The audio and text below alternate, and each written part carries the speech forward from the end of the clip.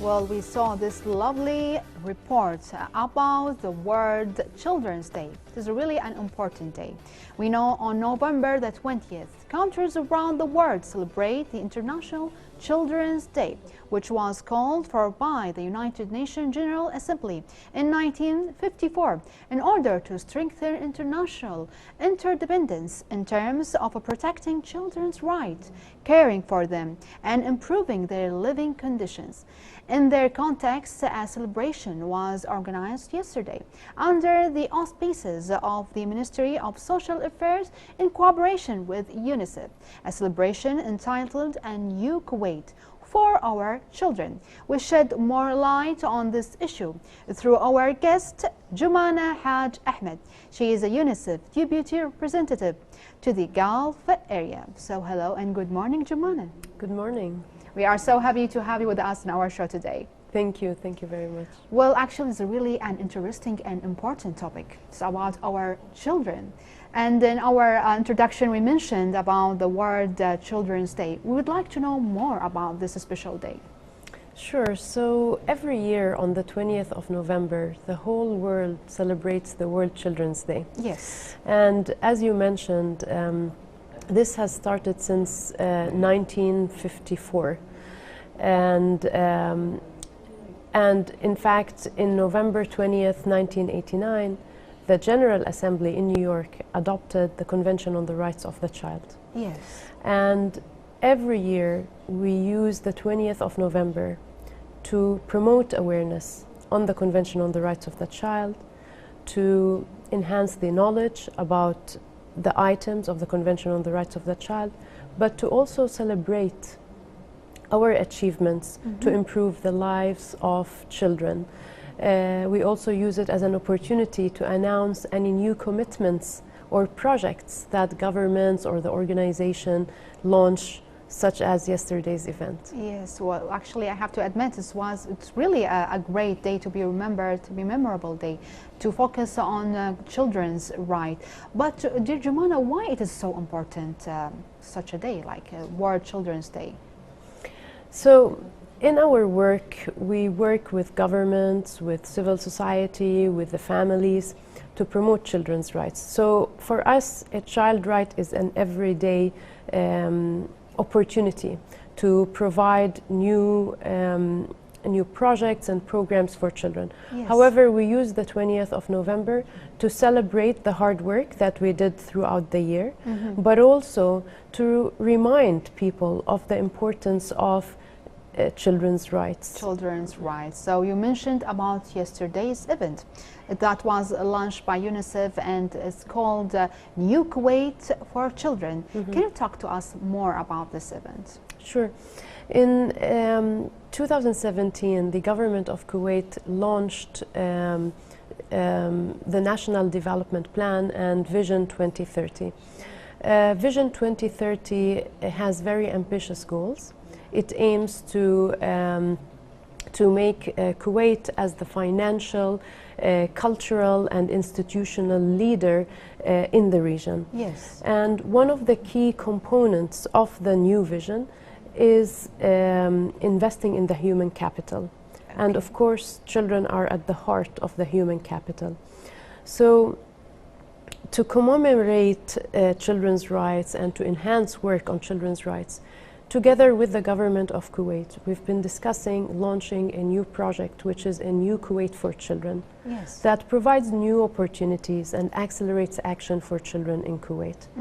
And through this initiative, we will aim to work together to achieve on the results of the Vision 2035 as it relates to children particularly.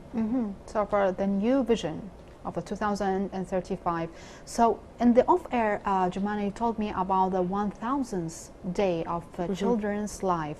This is a new project as well. It's really an interesting. We'd like to know more about it. What do you mean by 1000 actually day for children's lives? Sure. So the project, as you said, is called 1000 days, and it really refers to the 1000 days, the first 1000 days of a child's life, and its importance, especially that 85% of the brain development happens during this period. So it is estimated that in every second, more than 1 million brain connection, new brain connection, happens in a second. Wow. Which really emphasizes how important this period is. It's really a foundational period. Yes. It affects the whole life of a child, the opportunities that the child is offered during this period, the learning, the stimulation, the nutritious food, all of it affects the trajectory of a child's life. Yes. It even affects the learning as they grow, the earnings that they make as they grow. And that's why UNICEF has been very much advocating with governments, with partners, to accelerate projects during this period of a child's life. So what do you mean by 1,000? You mean like the beginning of the pregnancy of a woman? Yes. From the first day? It starts from the pregnancy. Oh. And this really also emphasizes the importance So you are of really caring since the child is really small, before even get born. Yes, but it's also caring about the health of the mother. The health of the mother And as well. yes, so in order to have healthy children and to allow them to thrive, you also Yes. need healthy mothers and fathers. And that's why, as part of the 1,000 Days project, we also focus a lot on the well-being and health of the mothers and fathers. Yes, that's really great and interesting project. Well, best of luck for that project, Jumana.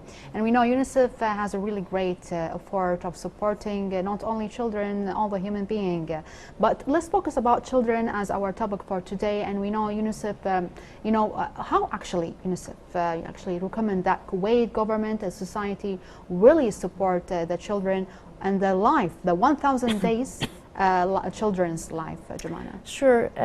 So in the 1,000 Days project, the focus really is on 5 key pillars that are essential for a child to thrive. It's about a child being loved. It's about a child being nurtured and stimulated. It's about a child being healthy. It's about a child being breastfed and receiving a healthy diet.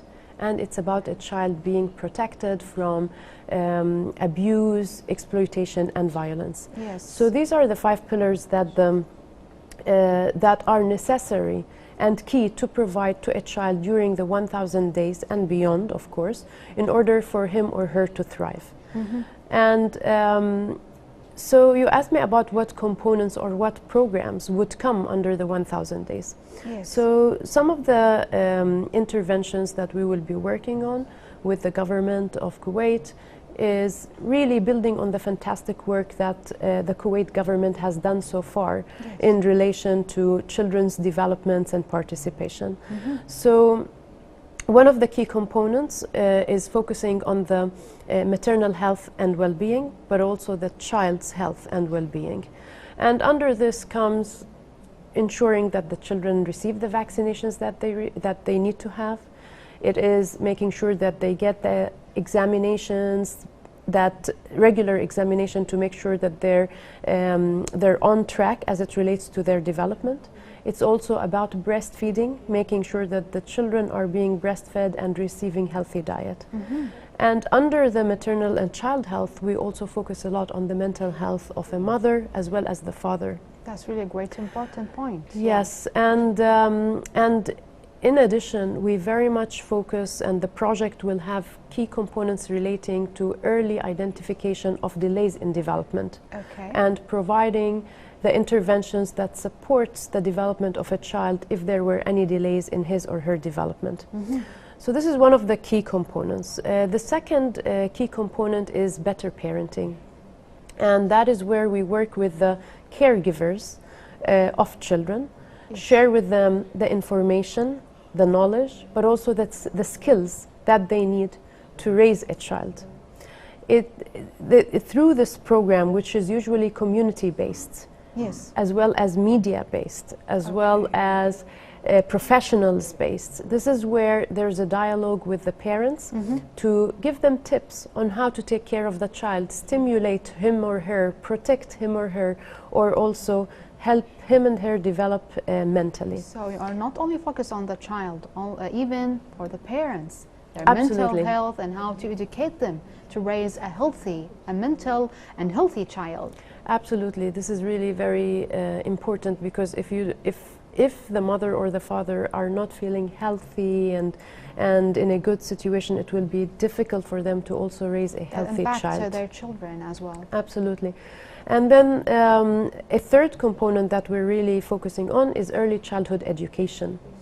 And providing the children with quality education, not only in kindergarten and pre-kindergarten, but also at nurseries. Yes. So that when a child goes to a nursery, he or she are offered with opportunities that stimulate them, with learning, with playing, which is really all essential for the children to thrive. Amazing. So we invest a lot of efforts in the curricula that is being offered in the nurseries and preschool. Also, additionally, we focus a lot on child protection. So Yes. a key component is promoting awareness on the protection of a child and protecting them from violence, abuse, and exploitation. Yes. And under this component, we work with the governments and civil society to strengthen the child protection system and services, Yes. but also to promote awareness amongst parents and to build the skills of adolescents in order to be empowered. That is a key component that is essential, because if a child is not protected, he or she will not be able to learn, will not be able to thrive. That's really great key components, Jumana. You actually covered the entire children's life from a lot of points, like mentally healthy, education, protecting, self-confident, to have the confidence to tell the problem. Like, let's say about the abuse, about the children abuse, as you mentioned. If a child comes to you, for example, and say, I got I get abused by my father or my mother, actually. So what actually your reaction about that? What a procedure you do against to stop doing that? Thank you. So what we have been doing is working directly with the government and civil society organizations to build the capacity of the service providers, social workers, working through the community-based centers, Yes. so that if a case like this comes to them, they would have a clear operating procedure on the steps that they need to take Yes. to protect this child from any abuse or exploitation that he or she is subjected to. So this is one of the areas that we work on. The second area is that we promote awareness amongst the children and their parents, so that if a child is subjected to violence or abuse, he or she knows where to go. Yes. And that's why we work on the services, the detection services, but also the support services that are being provided by the social workers. Yes. Of course, we also work with the Ministry of Justice, we also work with the Ministry of Social Affairs, Ministry of Education, to address this issue in any place that a child goes to, whether it's a public space or a school or at home or digital. And as you know, so many children have been spending a lot of time, especially during COVID, it increased online.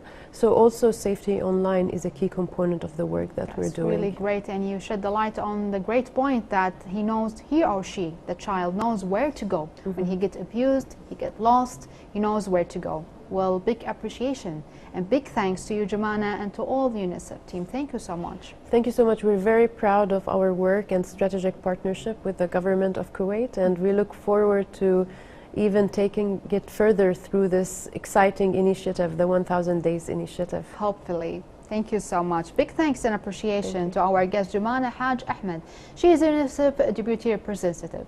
So, dear viewers, don't go away. Let's have this tiny little break and then we'll move on.